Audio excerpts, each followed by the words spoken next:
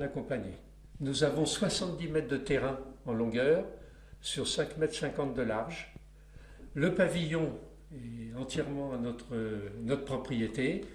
Nous avons les titres de propriété de 1926. Le beurceau, c'est un tir à l'arc qui se tire entre deux buts distants de 50 mètres avec aller et retour appelé halte entre chaque but. L'aller se fera face au soleil et dos au soleil pour le retour. Des règles très précises sur le pas de tir sont respectées, telles que le salut du tireur envers ses adversaires. Mesdames et messieurs, je vous salue. Salut.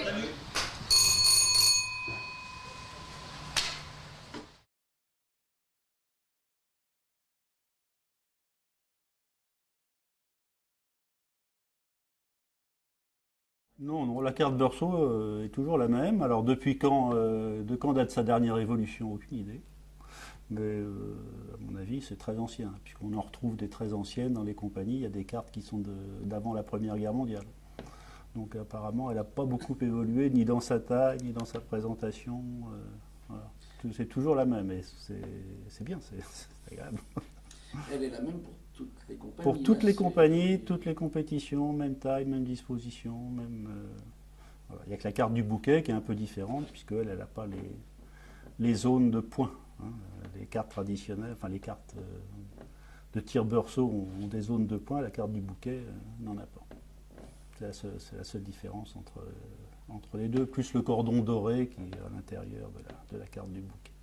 Mais c'est pareil, ça n'a pas bougé depuis au moins avant la Première Guerre mondiale. Alors, toutes les compagnies fêtent la Saint-Sébastien, normalement. Voilà. À la Saint-Sébastien, théoriquement, la carte est décorée. Alors, plus ou moins avec le talent des gens qui les font. Alors, il y en a des très belles, il y en a les gens font ce qu'ils peuvent, ce qui est déjà bien. Mais traditionnellement, au moins la carte de la Saint-Sébastien et la carte du tir du roi, on tire sur des cartes décorées.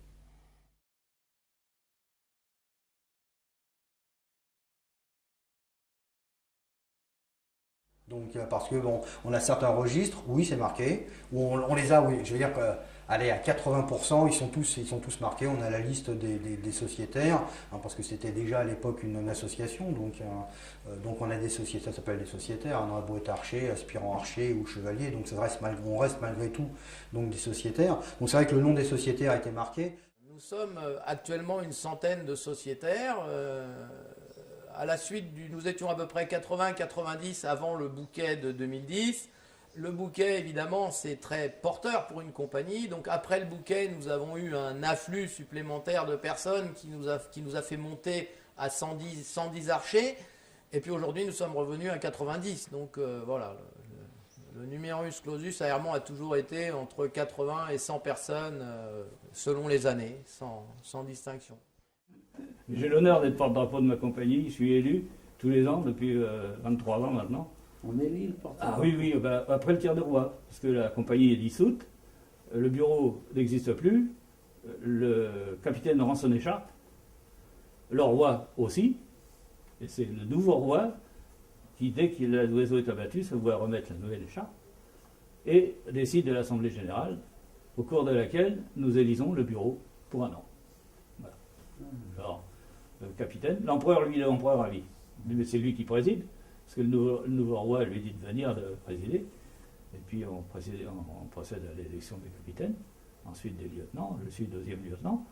Il y en a deux, à Pontoise, trois. Hein. Ensuite du porte-drapeau, du trésorier, des secrétaires, des censeurs, l'arbitre intérieur. On garde les grades militaires que l'archerie descend d'armée, en fin de compte. On garde quand même les grades. Le capitaine, c'était lui qui dirigeait automatiquement.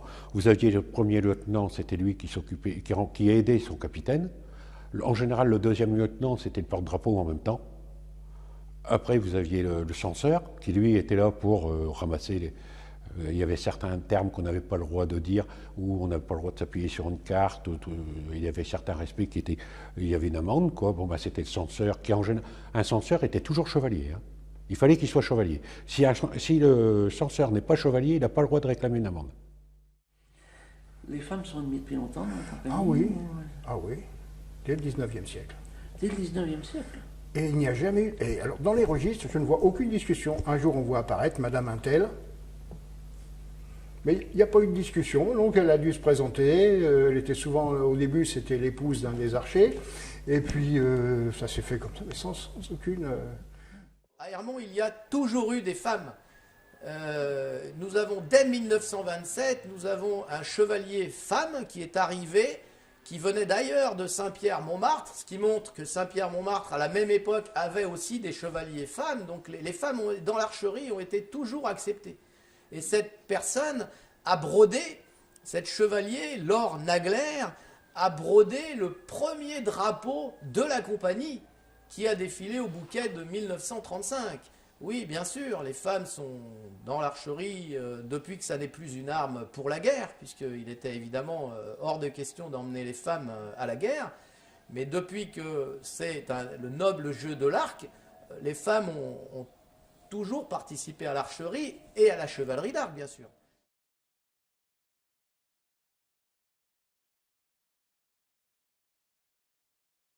Nous possédons depuis donc les registres depuis 1811, donc jusqu'à nos jours, puisque notre capitaine se charge de toujours d'écrire les registres comme le faisaient nos anciens chevaliers, hein, donc ils écrivaient donc à la main et tout, donc on aura l'occasion de le voir tout à l'heure.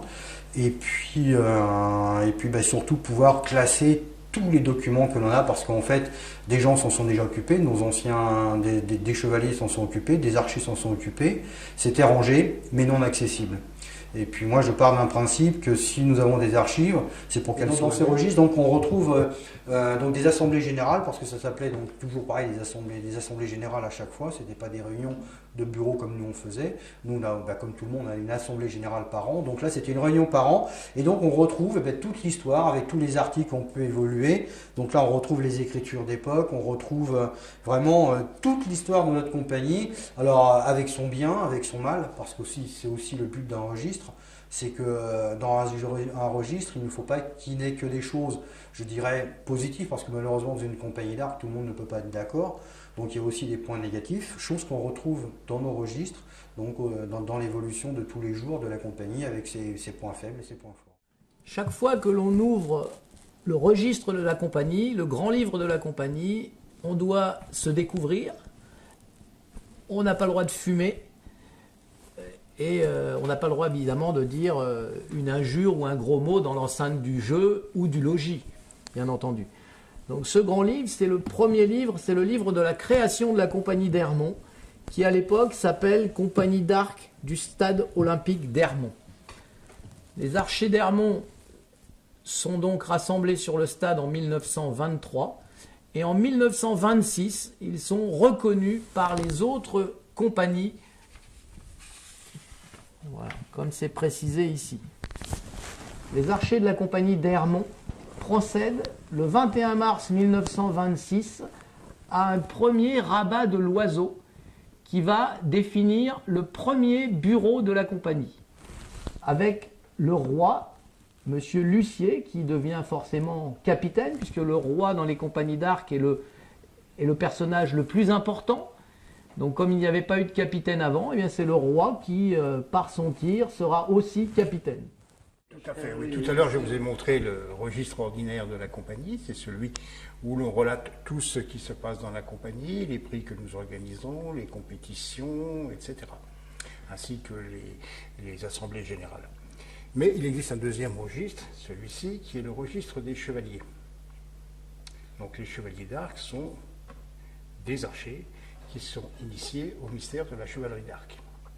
Donc c'est une cérémonie particulière, ça s'adresse à des volontaires, on n'est pas obligé. Autrefois, on était obligé de devenir chevalier dans une compagnie. Au bout de quelques mois, il fallait devenir chevalier, sinon on ne pouvait pas rester. Maintenant, ce n'est plus du tout le cas, et sont chevaliers ceux qui désirent le devenir, selon des critères bien précis, notamment 3 ans d'ancienneté, avoir rendu service à la communauté, etc. En faire la demande et être accepté. Oui, trouver tout dans les registres. Oui. Oui, c'est pour ça que d'ailleurs qu'on a un registre séparé de la chevalerie, puisque là on va parler, par exemple, dans ce registre, on va parler de la réception, comment on l'organise, etc. Hein. Mais il y a une tradition écrite quelque part. Il y a en fait. toujours une tradition écrite, oui. Nous, l'histoire, elle se transmet. Toutes les compagnies ont un grand livre dans lequel tous les événements, au fur et à mesure, sont inscrits. Et nous, on en est à notre 3e grand livre. Voilà, je crois qu'on vient d'entamer le 3e. Donc, il y a toute l'histoire, tous les événements de la compagnie depuis sa recréation sont inscrits dans ce grand livre ne serait pas obligatoire en association. Non, absolument pas. C'est interne. Les comptes et les rapports d'activité, voilà. Mais il n'y aurait pas de... Non, mais nous, dans le grand livre, il n'y a pas... Bon, il y a les mentions des assemblées générales, etc., mais il n'y a pas les comptes rendus des assemblées. C'est plutôt les événements que fait la compagnie, le tir du roi, la Saint-Sébastien, quand on va dans une autre compagnie pour une réception de chevalier, quand on va dans une autre compagnie pour une partie de deuil, voilà, bon, il y a mention qu'on est allé à tel endroit porter le drapeau, etc., etc.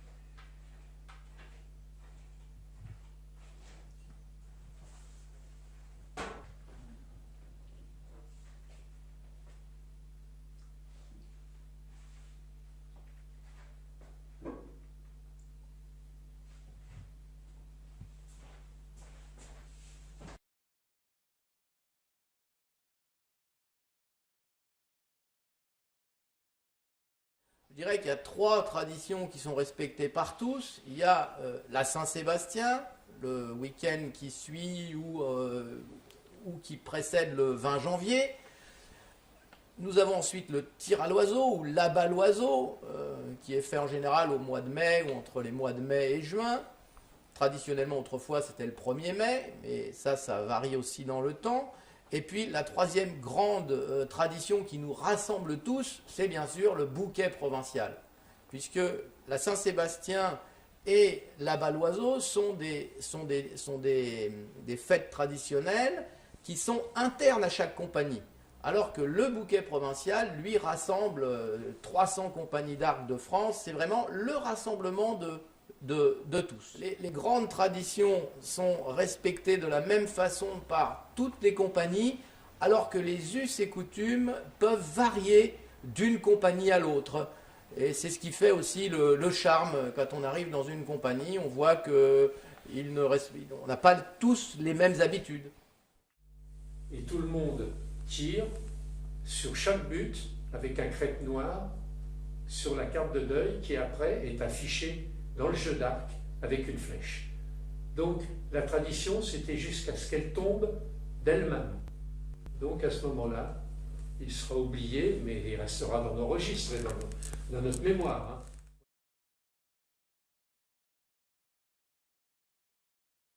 Oui, la chevalerie d'arc, c'est vraiment quelque chose qui est différent. Ça n'a rien à voir avec le tir, c'est-à-dire qu'on n'est pas obligé d'être un excellent tireur pour être chevalier d'arc. Chevalier, on est élu par ses pairs, c'est-à-dire les chevaliers de la compagnie décident à un moment donné de coopter une personne qui leur semble avoir les qualités humaines. La chevalerie d'arc, c'est beaucoup de qualités humaines. Honneur, loyauté, tradition, ce sont les valeurs de la chevalerie. Et évidemment, ce sont des gens qui vont porter cette tradition. Le chevalier d'arc est en général celui qui porte la tradition et qui la transmet. Chaque année, 1 ou 2 archers sont cooptés pour être reçus chevaliers. Et ça depuis 1926. Et ça n'a jamais cessé. Non, c'est une tradition qui perdure et c'est ça qui fait que la chevalerie est toujours vivante. La cooptation d'un futur chevalier est du ressort du Conseil des chevaliers de la compagnie. C'est exclusivement interne à une compagnie. Ce sont les chevaliers qui décident de coopter telle ou telle personne. Et les autres compagnies sont témoins de la réception. Le jour dit, d'autres compagnies sont invitées, elles sont donc témoins mais elles n'ont pas été invitées à demander leur avis pour coopter des chevaliers. On veille sur le bien commun. C'est que la première chose à transmettre, donc la tradition c'est la transmission, c'est la compagnie elle-même. Donc vous voyez pourquoi on travaille à l'embellissement, à l'entretien de cette compagnie d'une manière entièrement bénévole, tous. Ça c'est la première action, c'est pour moi la première et l'essentiel des traditions. Après il y a évidemment la Saint-Sébastien, la Bas-Oiseau, voilà. En général, les grandes décisions sont d'abord prises par la confrérie et ensuite retranscrites au bureau. C'est-à-dire que bon, quand même, beaucoup de membres du bureau sont membres de la confrérie, dont le capitaine et les lieutenants, etc., bien évidemment. Donc les très très grosses décisions, comme l'organisation du bouquet, par exemple, se sont d'abord prises au niveau de la confrérie, parce que si les chevaliers ne sont pas d'accord pour le faire, c'est pas la peine d'y aller. Voilà, surtout chez nous, où il y a quand même un nombre de chevaliers extrêmement important. Si on n'a pas la base qui fonctionne, c'est la tête, les chevaliers sont les piliers de la compagnie, en quelque sorte. Si les piliers ne sont pas d'accord pour faire une organisation, c'est pas la peine d'essayer d'organiser. On sait qu'on va aller un petit peu au casse-pipe.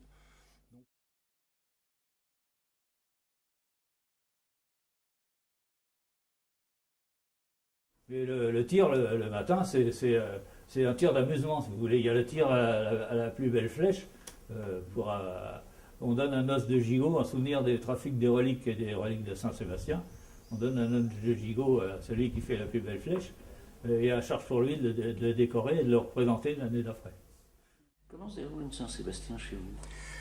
Alors, il y a d'abord une carte, comme celle que vous voyez derrière vous, qui est réalisée. Chaque année, on demande un volontaire pour réaliser une carte. C'est un chef-d'œuvre. Chacun essaie de faire le mieux qu'il peut. Et après, on va on va placer sur la carte des marmots. Et c'est le meilleur noir qui l'emporte. Mais avant, on va poser la carte d'une façon très organisée, c'est-à-dire qu'on part avec le drapeau, avec la compagnie en ordre. On va à la butte d'attaque où on met la carte et les marmots, et ensuite on salue avec le drapeau et on peut commencer le tir. La carte est réalisée par toujours la même personne? Non, ça change. Et cet archer sera donc le Saint-Sébastien de l'année, et il aura pour mission de faire un trophée avec l'os du gigot que l'on va manger le jour de la Saint-Sébastien.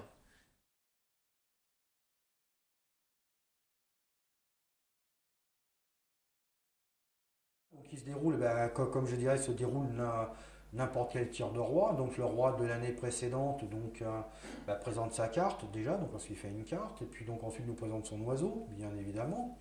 Donc nous, n'ayant pas de perche, on fait un tir beurceau, donc dans un seul sens, sur un seul oiseau, donc sur un seul oiseau, tir à 50 mètres, bien évidemment. Une flèche par personne, donc il doit faire 25 mm 4 donc de large, sur donc 2 fois 25 mm 4 de haut. Le tir à l'oiseau, le premier jour, on tire à l'oiseau. Il n'y a pas d'oiseau d'abattu le soir. On arrête le tir. On retrouve tout le monde 8 jours après.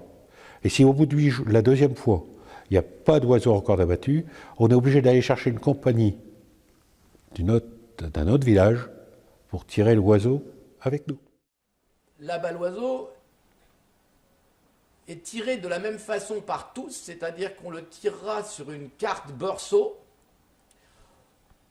à la distance de 50 mètres, et chaque archer tirera à son tour. Il y a un ordre de préséance ou un ordre de tirage au sort qui fait que chaque archer va tirer à son tour, et le premier qui abat l'oiseau sera roi pour l'année.